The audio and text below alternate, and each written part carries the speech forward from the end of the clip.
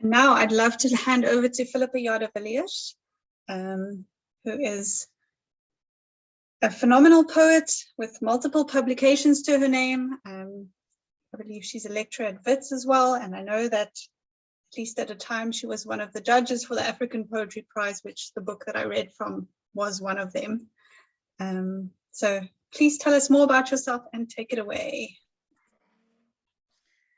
Well, thank you very much for inviting me to share poetry with you, and it's very nice to see some old friends and people like Dawn Garish, who has been like we've been walking this road together for so many years now, and Kerry Hamilton. Yeah, thank you very much for inviting me.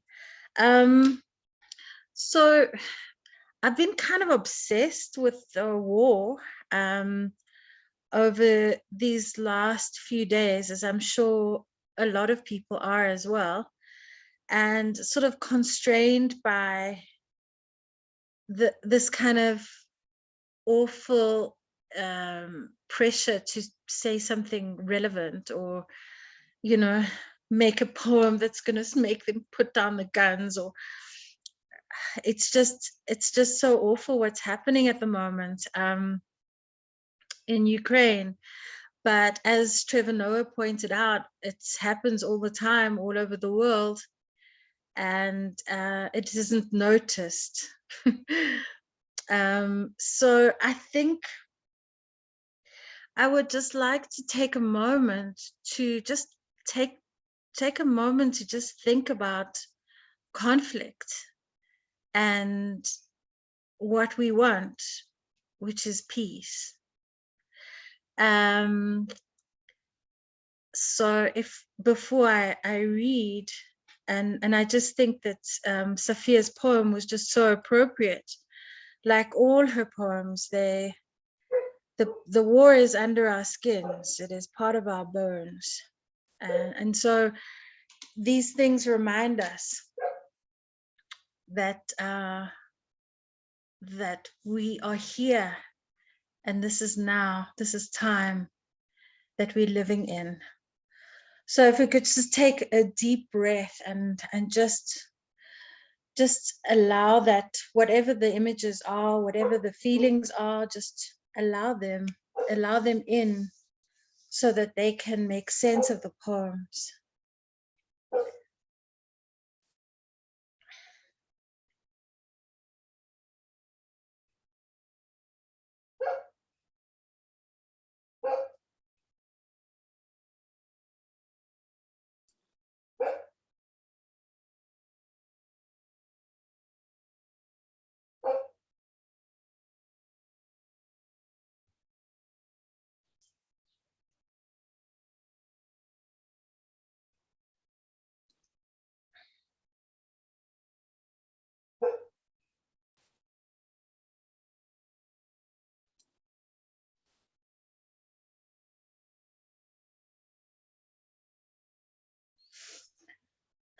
So I would like to suggest that if people want to respond, or they want to have a question, that they put up their hands, and between Melissa and I will find a way to make space for us to have a dialogue, as opposed to me just being on stage, which is fine, but it might be a bit boring after some time. So the first poem I'd like to share with you is from my last collection, which is called Ice Cream Headache in My Bone. And so I think the poem that I want to share with you is called Don't Mention the War. And I just think that that sort of statement is so particular of a certain era. I grew up with two parents who had lived through World War II. And so Don't Mention the War was kind of a joke. It was kind of ironic. But So this poem is working against that, I suppose. And it came about because of something that happened to a friend who lives in my neighborhood. Don't mention the war. Foresee. Don't mention that your grandparents escaped gas ovens.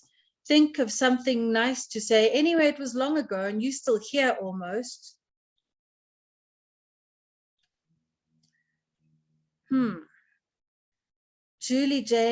Jana says that she doesn't hear. Is that because of me? Nope, I can hear you fine. Okay. I'll start again. Julie, have you worked out how to switch on your sound?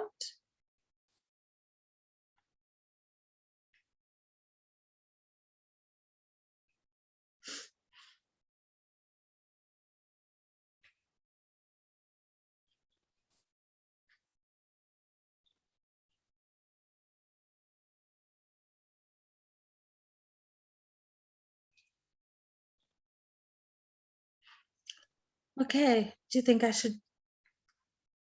Yeah, okay. Don't mention the war, foresee. Don't mention that your grandparents escaped gas ovens. Think of something nice to say. Anyway, it was long ago and you're still here almost.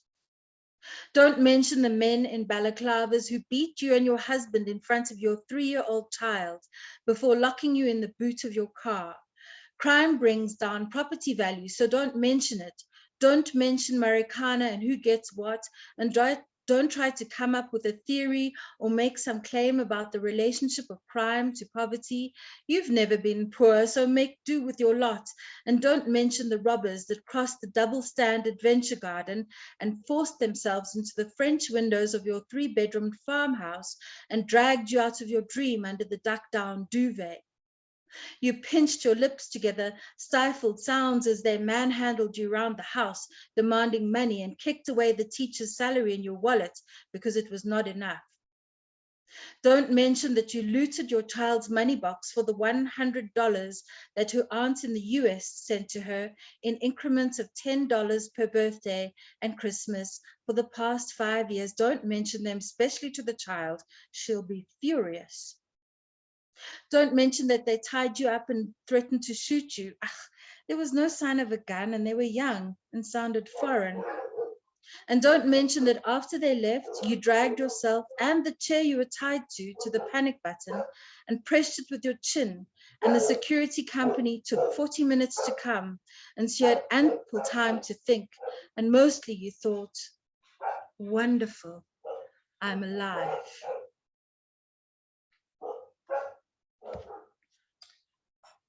So the dogs are just making a bit of a noise there. Was that audible? Okay. Okay, so I'm sorry I didn't actually do a trigger warning beforehand, you know, and I'm learning so much from younger people now about how trauma, discussing trauma or revisiting trauma can sometimes trigger people. So I'm really sorry if that is the case with you. And I should issue a blanket trigger warning because a lot of my work deals with violence of some kind and resilience. So I'm sorry if it does that to you. So that's one kind of war that we're having. I think that a civilian war that we're having to deal with, the crime. And we're all busy defending our territories with whatever we can. The next poem I'd like to share with you is a bit of a long poem, so I hope it's okay. It's a different kind of it's a different kind of war that we're engaged in at the moment. the people, they tell us we are mad. 1. Outside, someone is sweeping the pavement. Time's abandoned harvest. That shoop, shoop, shoop is driving me crazy like the sound from the next street. Workers are marching and the strongest young are locked in, numbed in dumb silences. Watching series with headphones jammed over their ears, they say they are not my mother's child, nor the child of another mother, nobody's child, a child with no body. And Soyinka asks, to whom shall we pay the debt of life? When the bulldozer broke the walls, the TV was on, silent, static in an empty room.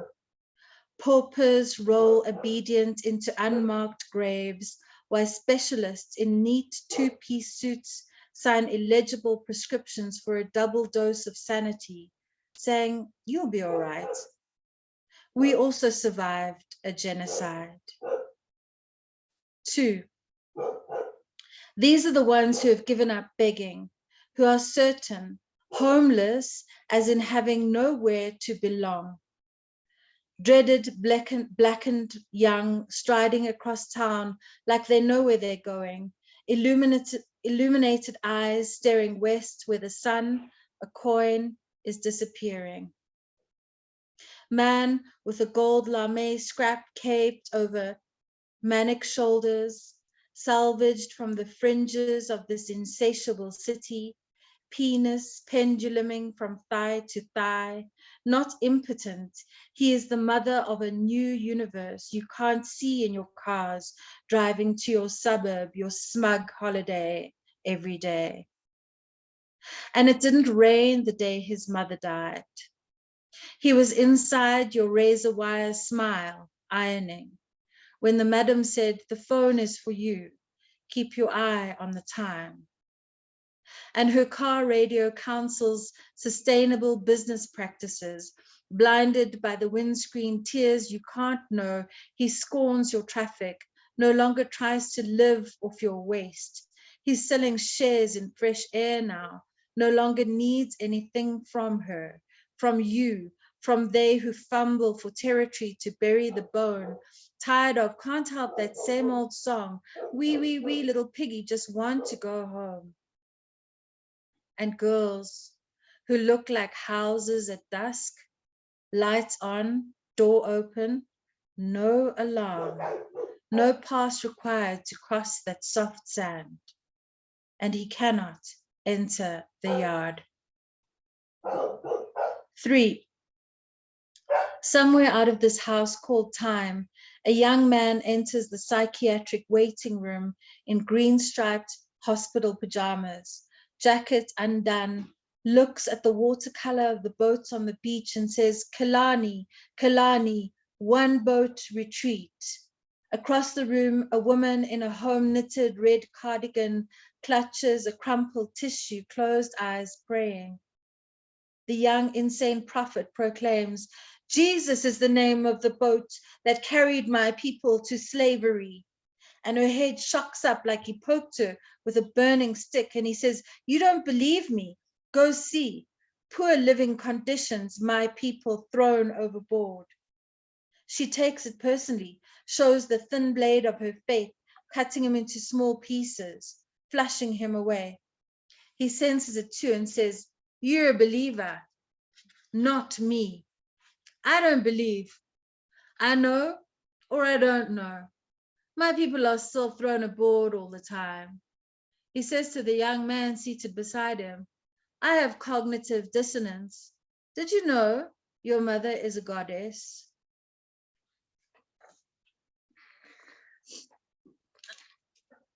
So I don't know if that is really a poem or just something that happened.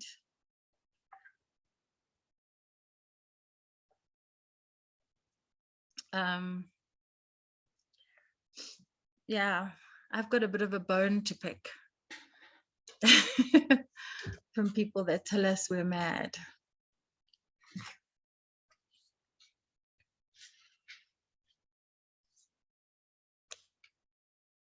Oh, thank you. Thank you, Peter.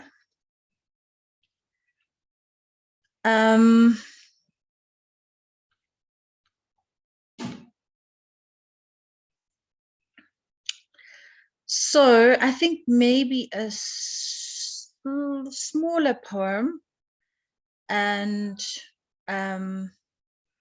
quite an old poem. I stay in a place called Troyville, which is home to the whole of Africa. And so we have this double thing because we often have little spates of xenophobic attacks on our neighbors and friends, where we have to sometimes just actually get out there and stand up for what's going on. But then this is actually a different kind of vibe about the neighborhood. The middle promise. I like to look at men. Yesterday at the gym superstore, I gave the elegant Somali in the next queue a long, smoldering up and down with lots of lashes. Like a pirate, I swung onto his clean brown deck and his coffee eyes poured right through me.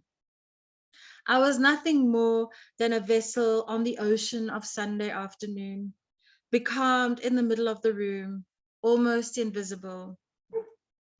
My womb turns restlessly in its warm belly, a slight but significant ache. I count my periods. My eggs are all but spent. I can still hear the music of sex, but I'm no longer in the dance. I'm a walled, empty temple where silence flowers. In the beginning, we promised nothing but the firm hunger of our perfect bodies. And at the end, the aches, the dreams of bones, mortal wisdom as a final breath, the gift of living to the gifted dead. The middle seems so promiseless, yet we have learned that the cost of things is not the same as the value of things. Having tasted loss, we ask for more. We calibrate minutes in love, degrees in uncertainty. Our voices grow stronger as our bodies fade. The other day, they found a buried city, thousands of years old. In the kitchen place, an unbroken clay pot, its whole body held in the silting earth. We are aging vessels, dug up to face the light, unbroken, still useful, filled with stories.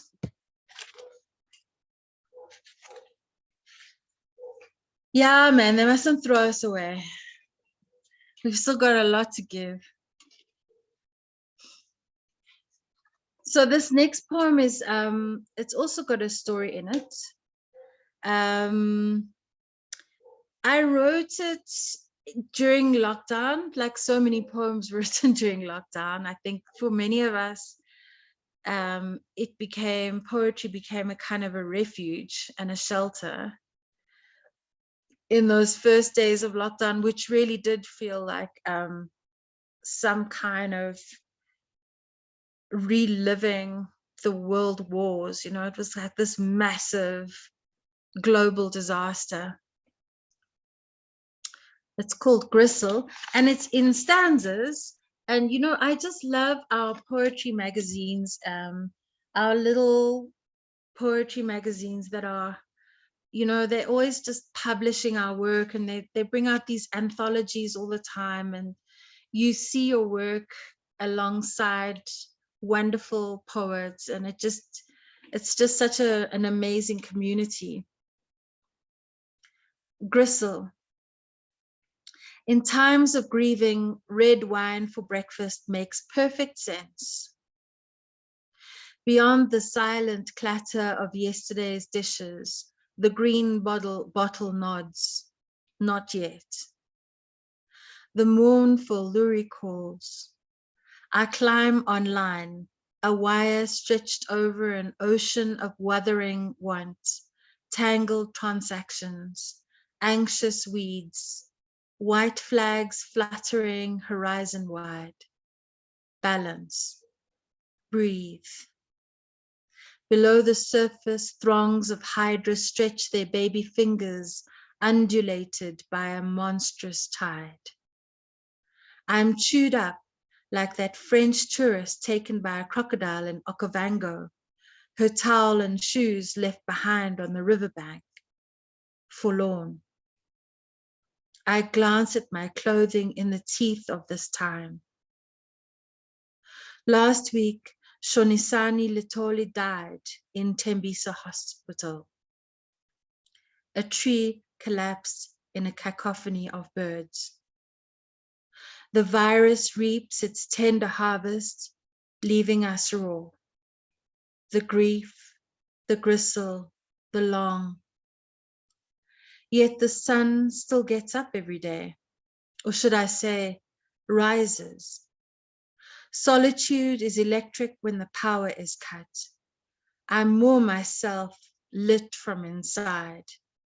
My palm welcomes the cold that creeps through the pain, the only embrace allowed, through glass. A portly spider cringes as boiling death floods towards it. I make a ladder of toilet paper, abandon my bath for later. Why should it die? The sun ambles past the rose bush. 10:45. Now for that wine. And I'll have a glass of that myself.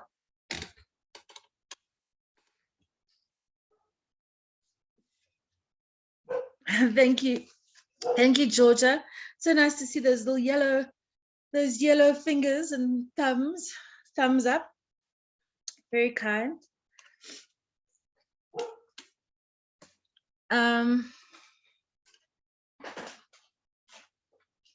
Okay. So I have a friend who is a performance artist, and they cause a whole furore because they just got to a point where they wanted to say something really provocative. And so they made a suit printed with the words "fuck white people," and they made wallpaper, and they made all of this very provocative material. But it was kind of like it got really out of hand, and they attracted a lot of animosity, and that person is actually in hospital tonight. And I just like to send them some warmth and some healing, because part of the reason they're in hospital now is because of the stress of this insane project that they decided to do. And this poem I wrote for them. You know who you are, after Dean Hutton. This morning, a cloud suckles the soft rise of the earth, turning the air white. You cannot see the end of the street, the everyday bustle muffled, life subdued and slightly sullen, like a child denied feels chastised. Carefully, the performance artist presses apart the present curtain, appearing in a suit tailored to fuck white people, yet they mean to heal. The color of anxious runs down their face, a yellow spume of sorrow, their hair licked to the side, plastered, pink-faced, below a soft spreading bruise, invisible but there, like a rumor. We all know what you really did. You know who you are. They remind us to breathe. Fear is that demanding. You can take nothing, not even a breath, definitely not criticism. You won't be heard nor smelled. Hold on, hide, disappear. You're not wanted here, but you are breathing.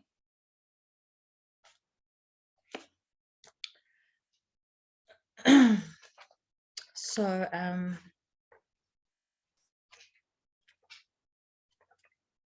yeah, I hope they're going to get better very soon. It was kind of a brave thing to do.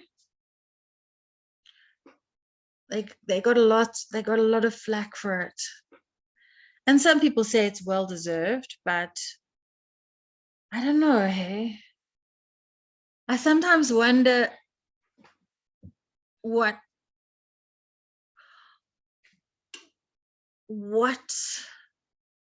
the space of conversation can actually hold, can bear, you know. Sometimes when we have all of our stories that we bring into the collective, some of them just disappear. They just fall, they just sink to the bottom. They're invisible, you know.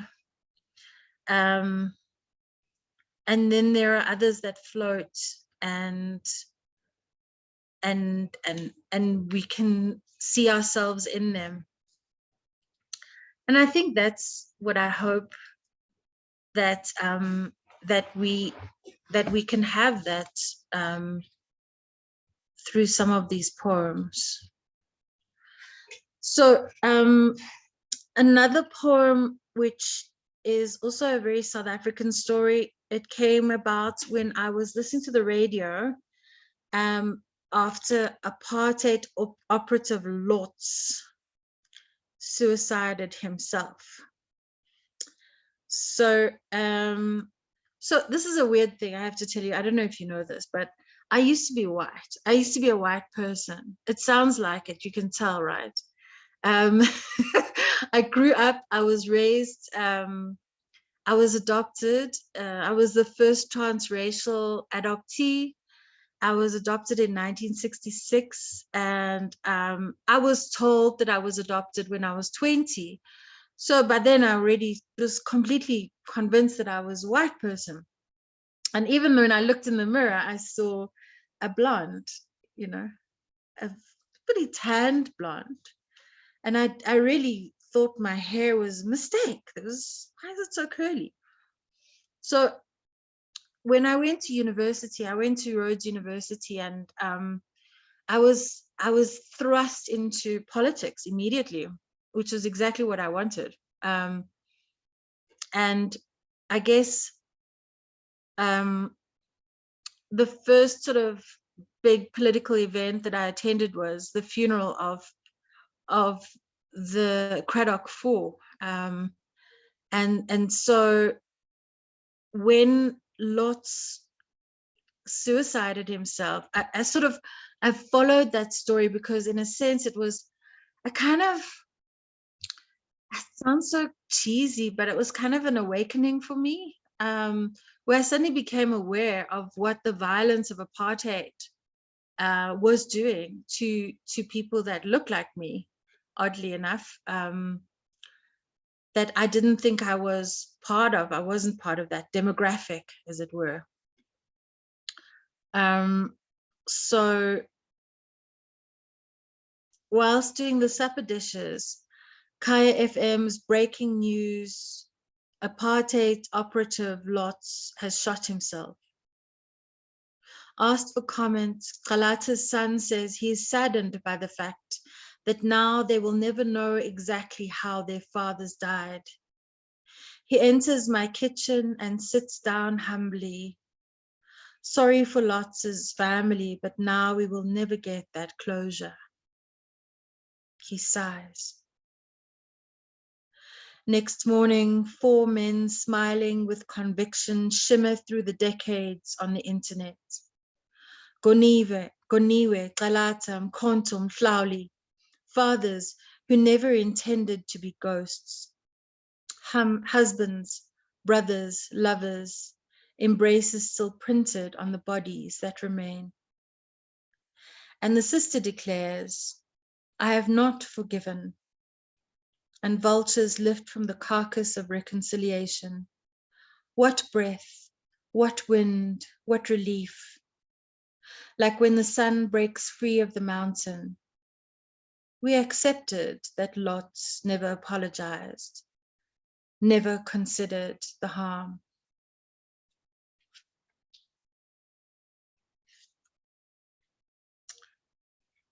Yeah.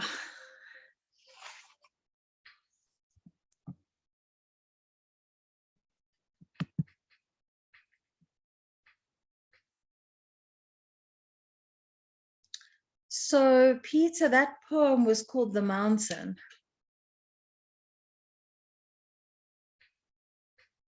It was The Mountain.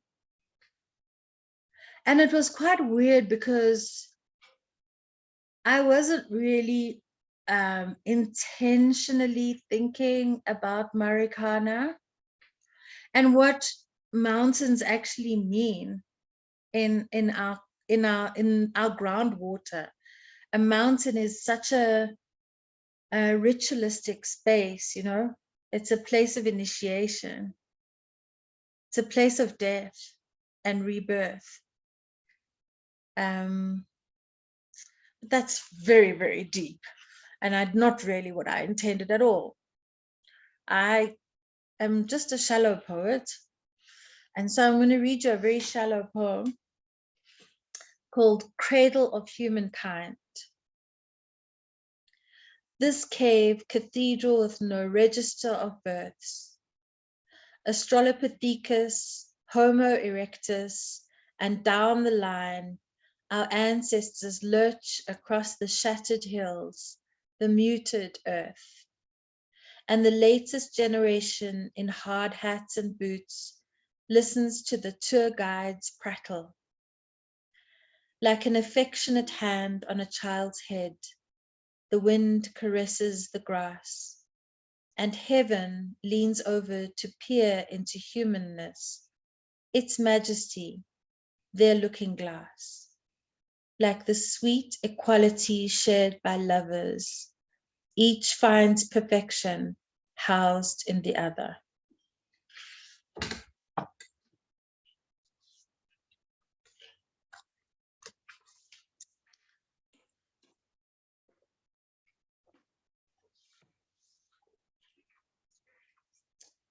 So I was kind of privileged in the sense that my mother was a physical anthropologist. And so we got to spend a lot of time at sites like Makapansgat, Sturkfontein before it became Maropeng, and on digs, you know, with these ancient bones and things. So I really am very grateful for, even though I sometimes sound very bitter about having been raised by these white people who just had no politics whatsoever, and just didn't get what they bit off when they brought me home. But it gave me a really great, a lot of really wonderful experiences, and a relationship with nature, which is kind of extremely privileged, you know. I'm just really excited at the moment with poets like Camille Dangi and Chawangwa Dema, who are starting to reclaim Black nature, because in a sense, for Black people, nature is frightening. It's the woods. It's where you get hunted. It's not necessarily a peaceful place, although I think that's kind of disputable, because when you read poem B.W. Vilakazi, it's definitely nature. There's a lot of nature, love of nature, and kind of connectedness to nature. So yeah, I must say it is my favorite place. So this poem is about, it's about going up, now where is it actually? It's like going to Cathedral Peak. I have these really wonderful friends who we used to go on hikes, and we went all over the place, and so this poem is about that experience. It's called The Dark Around My Neck. When we started, it was just getting dark. Your face was a flame, and I wanted to cup it, to keep it, to light my way up the mountain. We were sitting close to a small fire. We had eaten and washed our dishes, and we were resting before continuing our walk. Your eyes were sitting on my face, stroking me with a warm light. Behind me, the moon was rising. I could almost lean on it. Around us, the darkness was settling like a big black dog, turning and turning in his night basket, only his crickets creaking. It was clear, but mountains are unpredictable. Sometimes, without any warning, a mist seems to percolate from the dreaming earth, and then it becomes dangerous. You could fall. As night shawled the cooling shoulders of rocks, we stood up and stamped out the fire and picked up our bags and stepped onto the path. This is how we are. Each takes their own bag and continues their lonely ascent. Neither will carry the other's burden. Although we were now physically separated, we still touched one another with our voices until our words fell behind us, like dew sinking into silence. Our feet carried on talking in the stone language of the path. I could see you up ahead, the late crescent moon over your shoulder, the stars holding hands across millions of light years as we entered the immense embracing dark.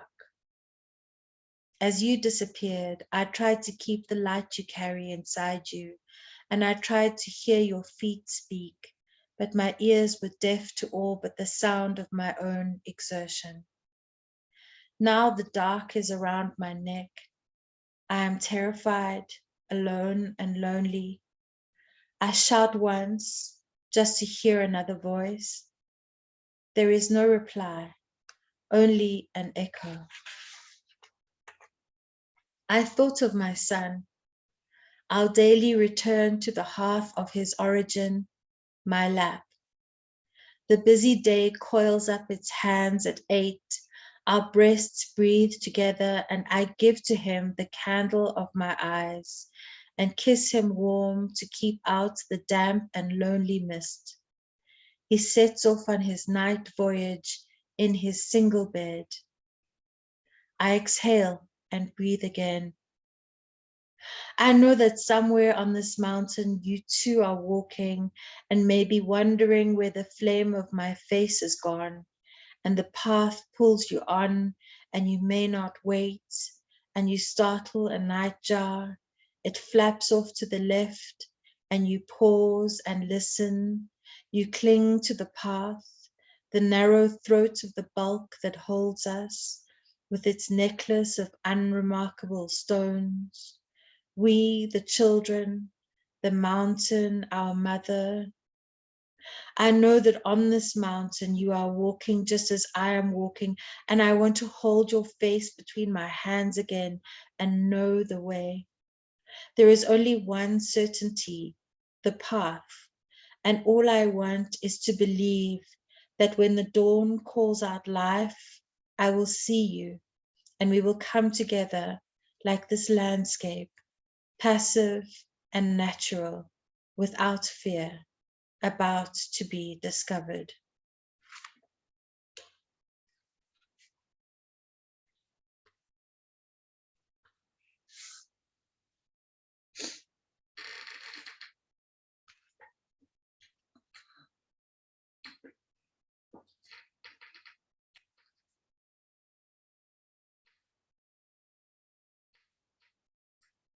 Well, that's been like 40 minutes.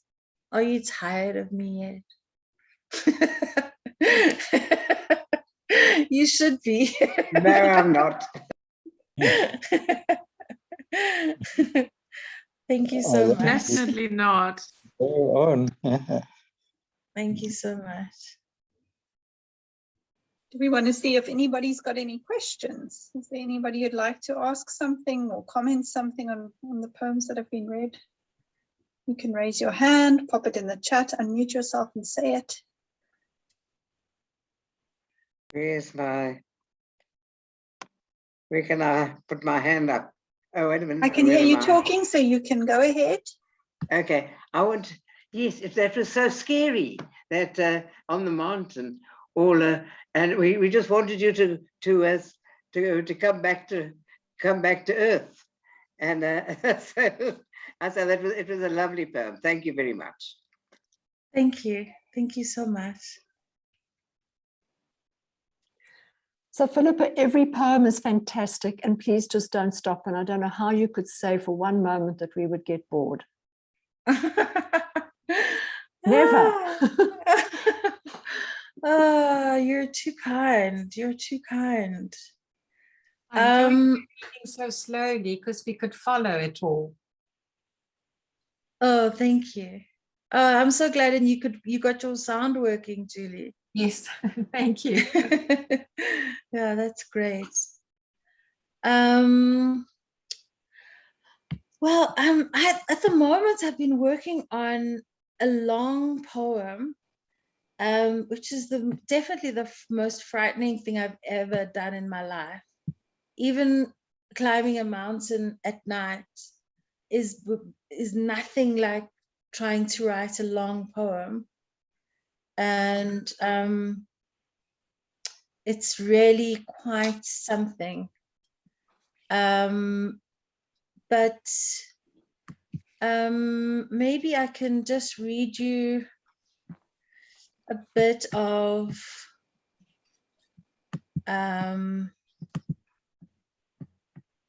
should I read you a bit of that?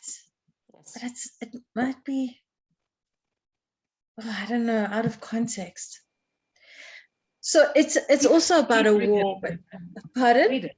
Read it. Thank you. Okay, I'll just read a little bit of it from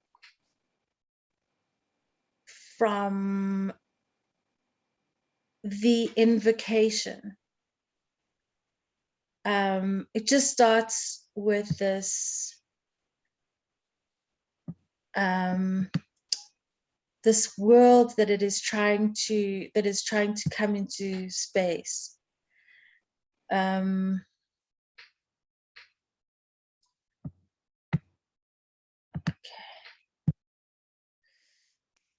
Invocation. The sound contains the silence, the silence, the sound. The sound contains all that is said and all that is unsaid. The said has a sound, it sounds like this. The unsaid has a sound, it sounds like this.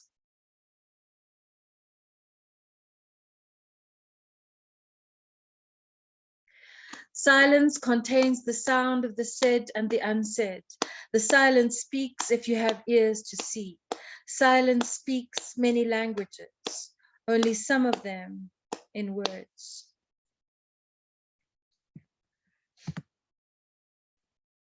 I am and I am not man and woman. I am and I am not colonizer and colonized. I am a walking riddle or a joke. This story is a relay, a baton passed from hand to hand as we make our way through a drowning world. This dream we made, a world up and down and up, sometimes upside down, downside up. This world is the house that humans built, broken as our image. Us upstairs the mountain, downstairs the valley. Upstairs the dome, downstairs Motherwell. Upstairs the dome squats, the endless sun glinting off its clear, transparent face. Downstairs from the dome. Sorry, I'm reading it off the screen.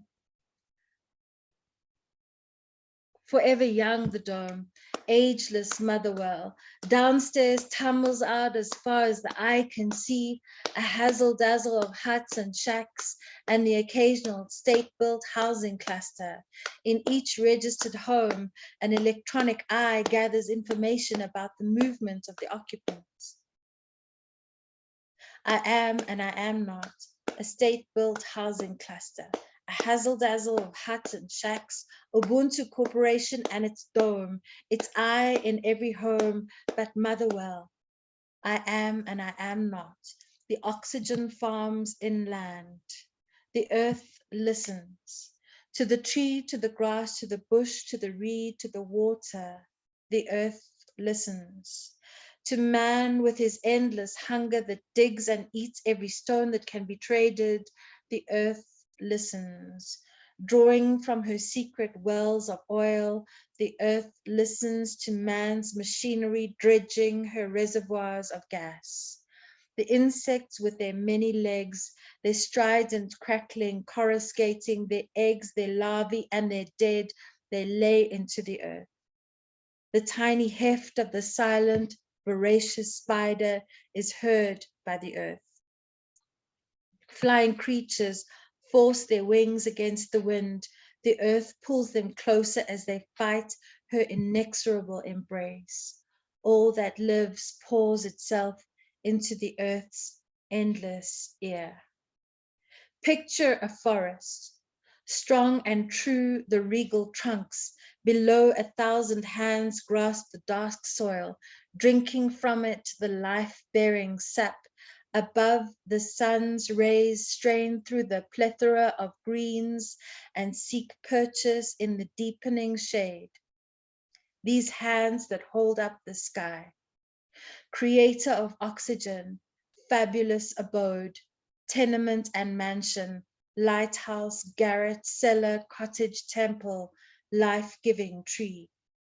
By 2020, our world's natural forest had been chopped down to feed the fevered sprawl of humans. Viruses with habitats destroyed swarm to nest in our throats, an act of impartial revenge. I think I'll just leave it there.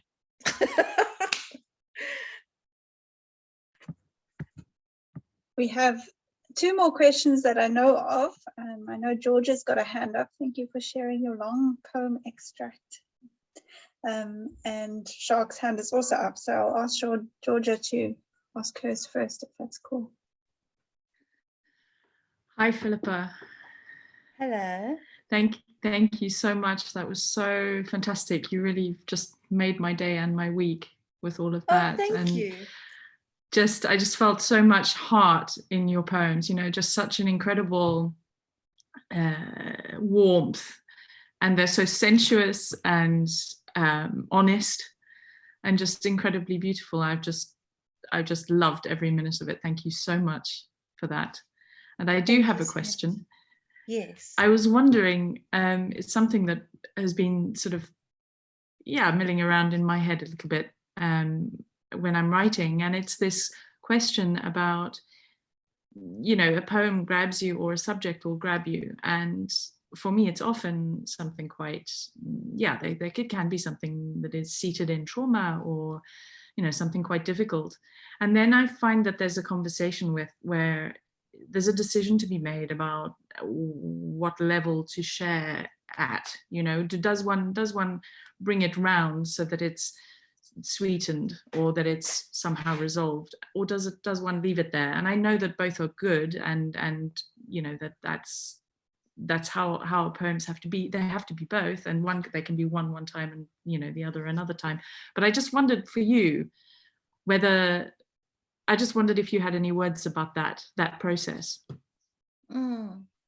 What a beautiful question. Wow. Thank you so much. Wow. I've never, you know, I have thought about it, because when you get edited, when your poems get edited, people select what they read as the strongest aspects of the poem. And a lot of the time my poems are very wordy and you know, theatrical. You know, they're very messy poems actually a lot of the time. And so I think that I think for me, I use my voice. I record my poems. I record myself reading the poem.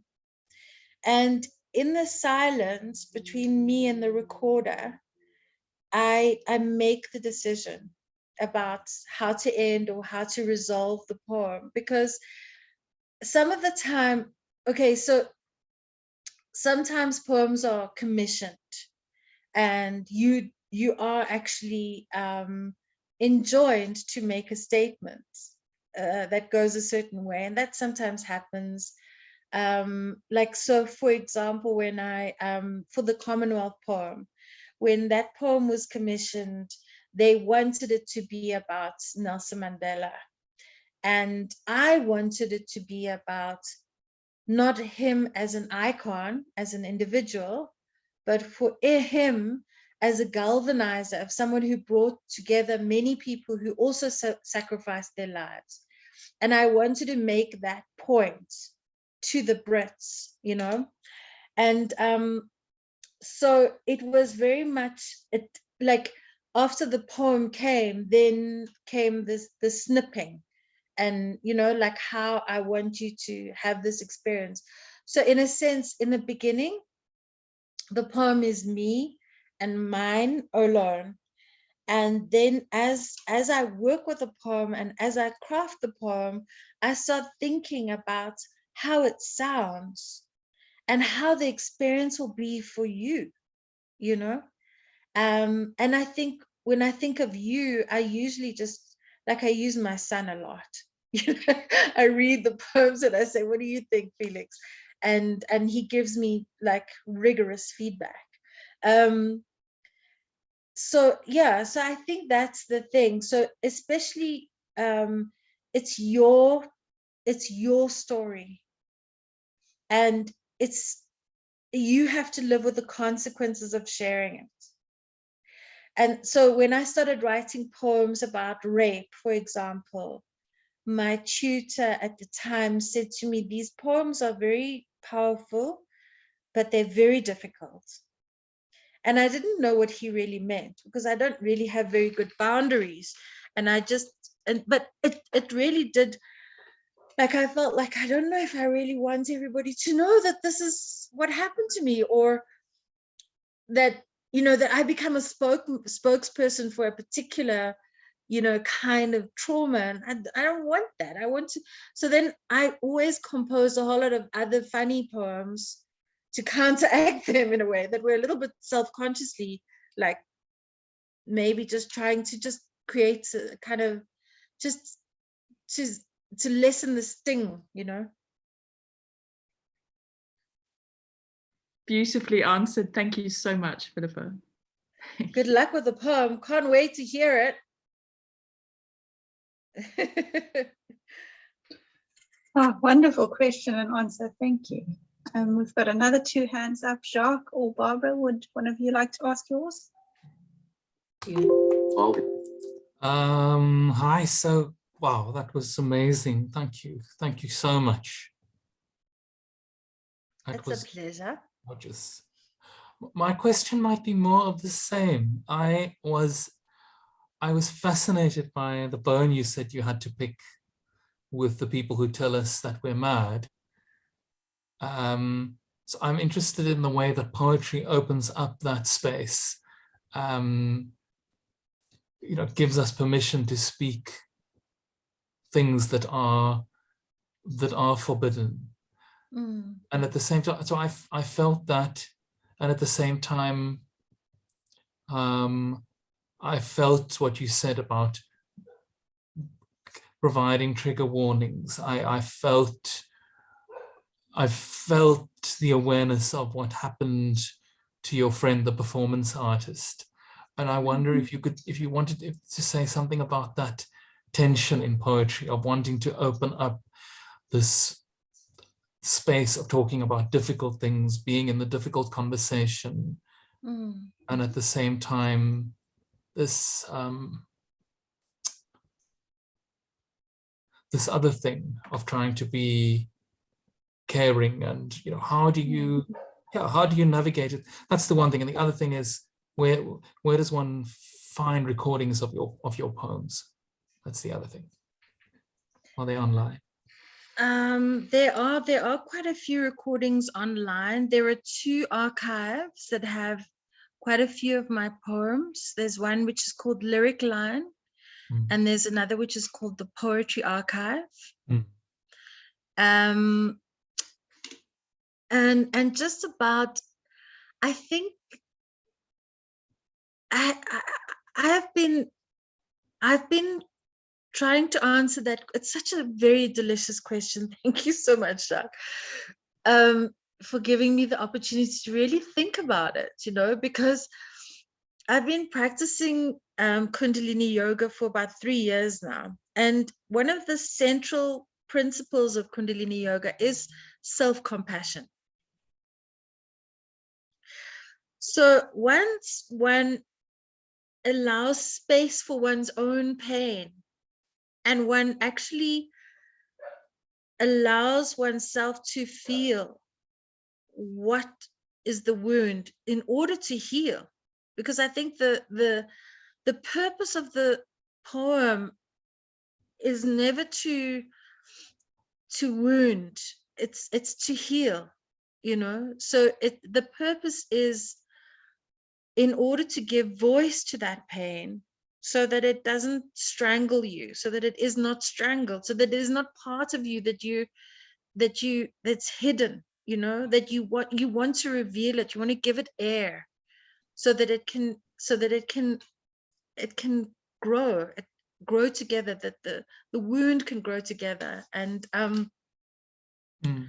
so I think for me, it's very much about just being really honest with myself, about why I want to say this poem, why I want to say this to more than me and that one other person, why I wanted to go out further.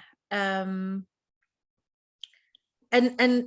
it's that process of conversation that I have with myself within the confines of my yoga practice, which is a physical, often I physically express the poems. I do the poem as I move my body and imagine what those, and give those words some extra kind of gristle to deal with, because they're from me, and I want you to know how it feels.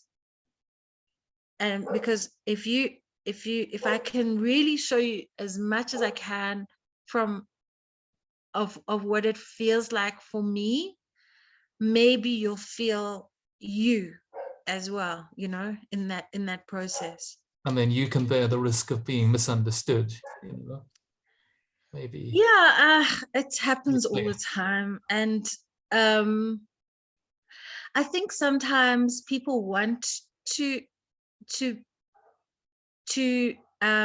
misunderstand you, but I also have to say that maybe I wasn't very clear with how I said that.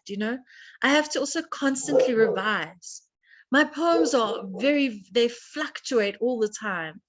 They change even saying it out loud now.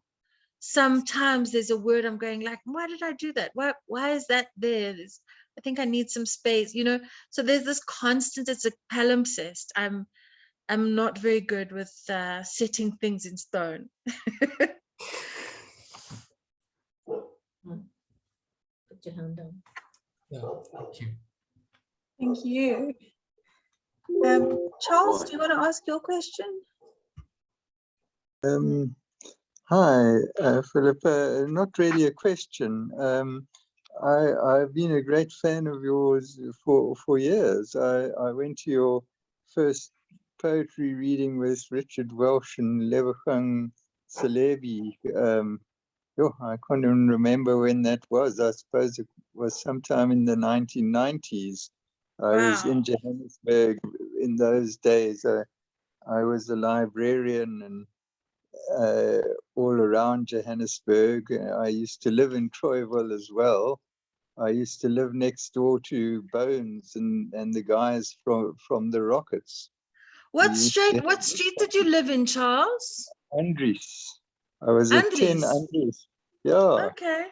And they lived on the other side, on the corner there, with that row of semis that are on that corner there, next to what we used to call the much deformed church.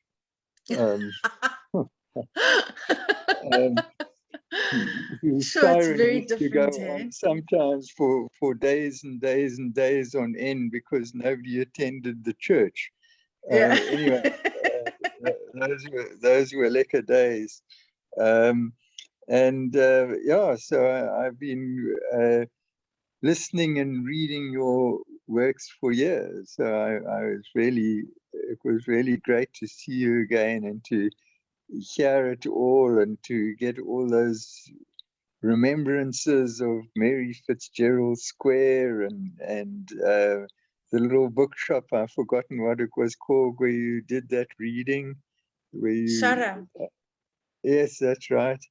And then and all the jazz that I went to there, and Kippy's and the Market Theatre and all that. That was great. And I still really love your poems.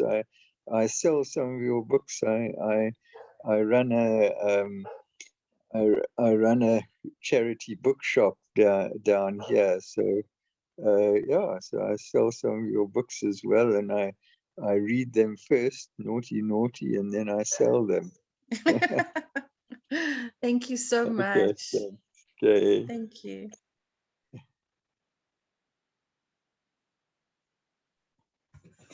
Is there anybody else with a last minute question before we wrap up?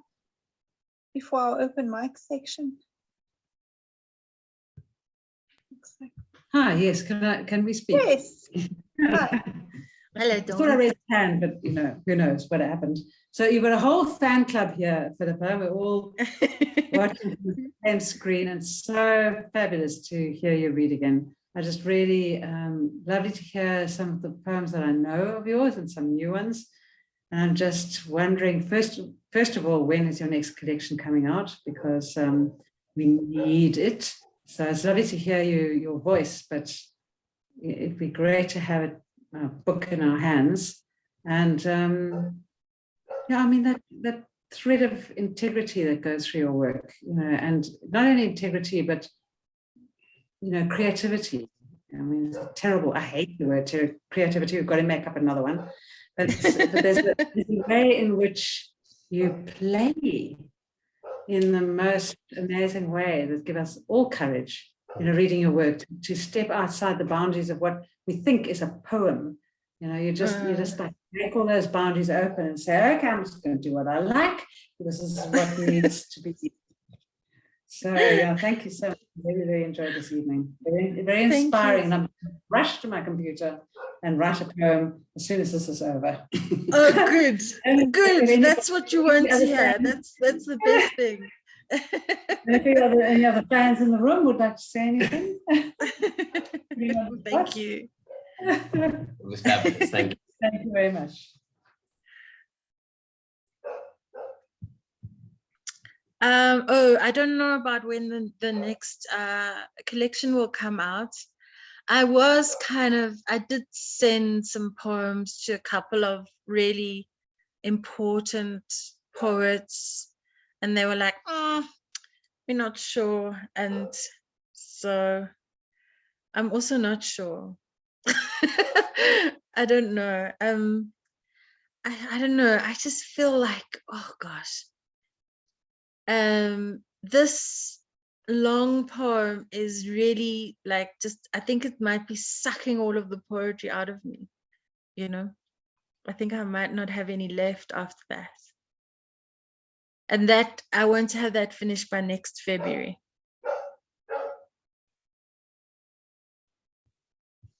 So just to add that, I love that clapping in between or whatever you were doing. So it's a performance poem and we all need to see it. Please let us know where and when, especially if you are in Cape Town, please. I will. Thank you. Will. Thank you so much.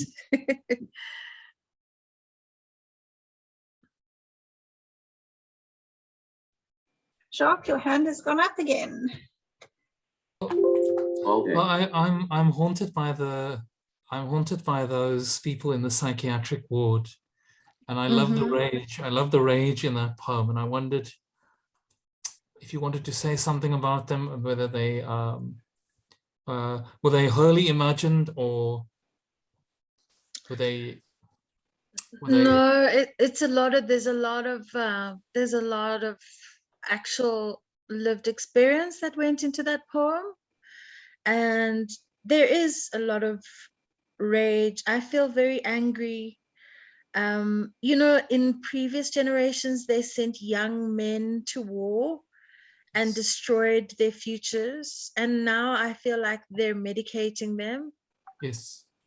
They're medicating them and kind of creating a psychological kind of, they're just blunted, and instead of being celebrated and being the center of the future, they're problematic. They're, they have to conform, the kind of neurotypical, they have to be. But I also have to learn the violence that I have internalized about what is neurodiversity, what is neurotypical behavior. I myself have been incredibly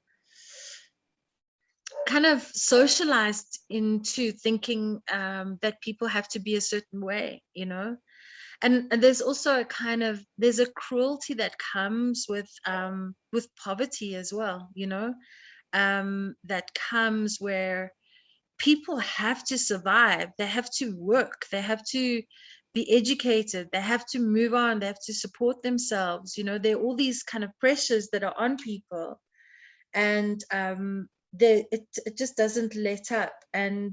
But when that is kind of turned into sanity or insanity, or I also feel there's a lot of absolute blindness about Black pain and the horror that Black people have had to go through just to live their lives,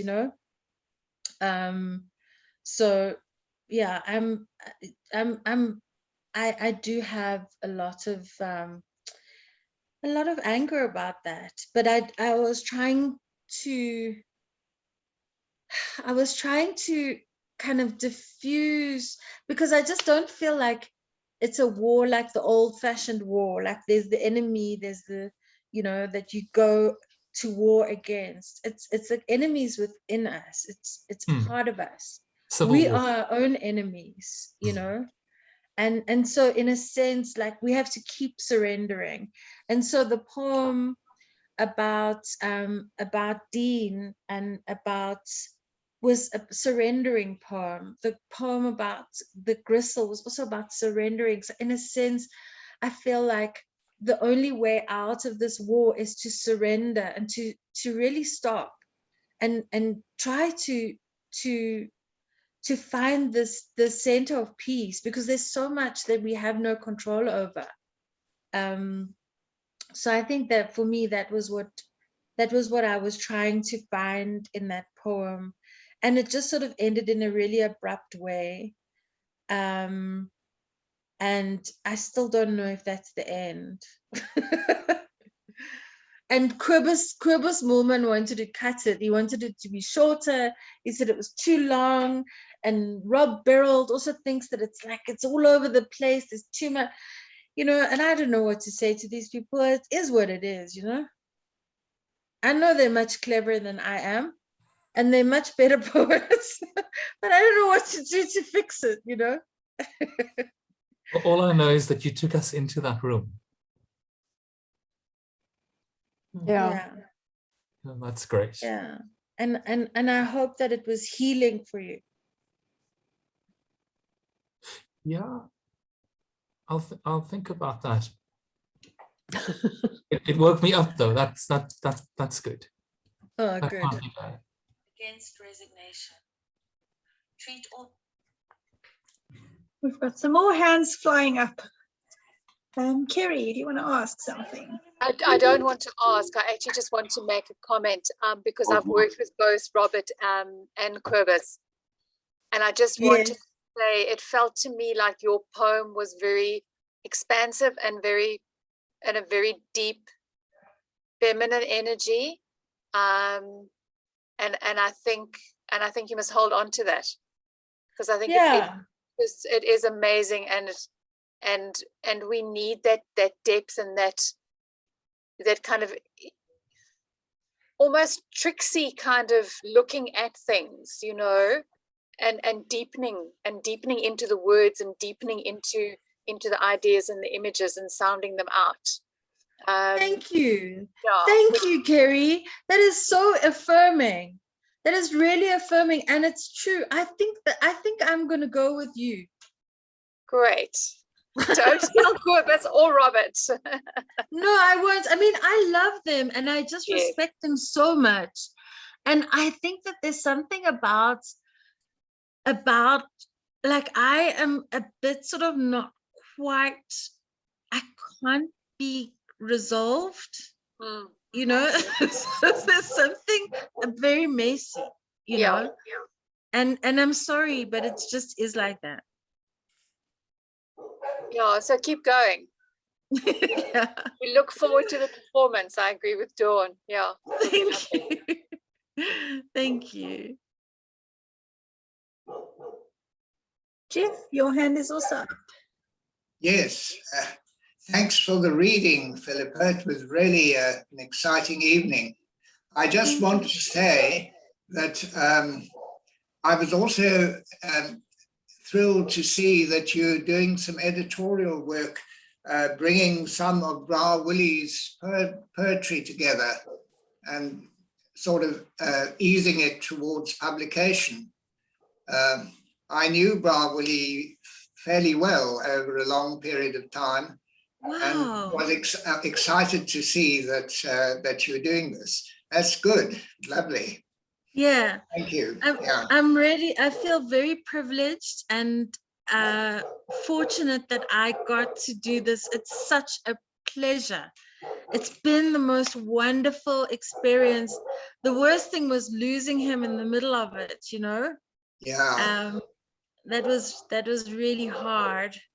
So you were working on it for quite a while, were you? Yeah, and then my mother died, and then he died, and then, you know, like all these things happened, and then the psychiatric ward event happened as well. So it hasn't been an easy road. And then also there was also some kind of you know, it is the African Poetry Book Fund. It is one of their productions.